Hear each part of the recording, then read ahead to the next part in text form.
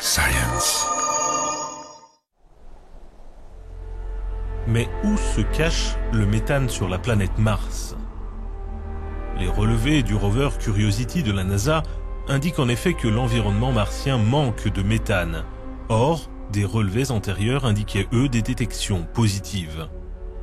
Le laboratoire ambulant à la surface de la planète rouge a mené à bien des recherches extensives pour tracer ce gaz, un gaz très important car sa présence révélerait un potentiel signe de vie.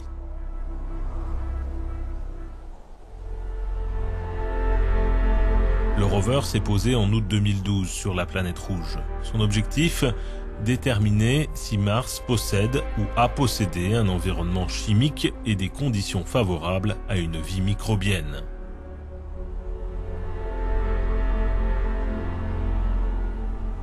Lors de cette dernière décennie, les chercheurs qui utilisent des satellites en orbite autour de Mars ou des télescopes terrestres ont fait état de traces de méthane dans l'atmosphère martienne et c'est désormais un véritable débat qui s'est engagé sur la question.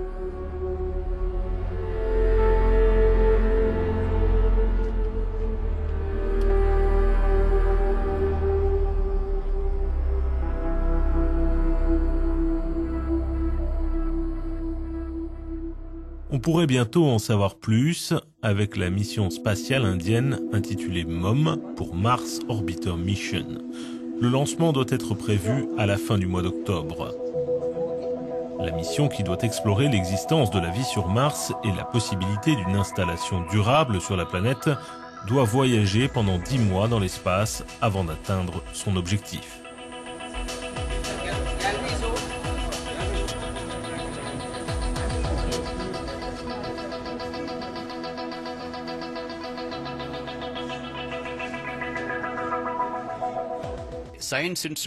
En ce qui concerne les instruments scientifiques, nous avons des caméras couleurs pour dresser une cartographie de la planète sous plusieurs angles, explique le directeur du programme.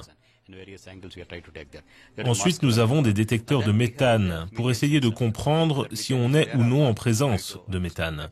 Et ensuite, nous avons des caméras thermiques à infrarouge pour obtenir les caractéristiques thermiques de la surface de la planète Mars. Selon les chercheurs indiens, le satellite est dans sa phase finale de test. Il fait déjà l'objet de critiques, trop ambitieux pour certains. Pour d'autres, son orbite, prévue hautement elliptique, le maintiendra la plupart du temps éloigné de Mars et sa charge utile de 25 kg seulement ne lui permettrait pas d'apporter beaucoup d'éclaircissements sur la planète. Enfin, le coût de la mission pose problème dans un pays, pour certains confrontés à d'autres priorités.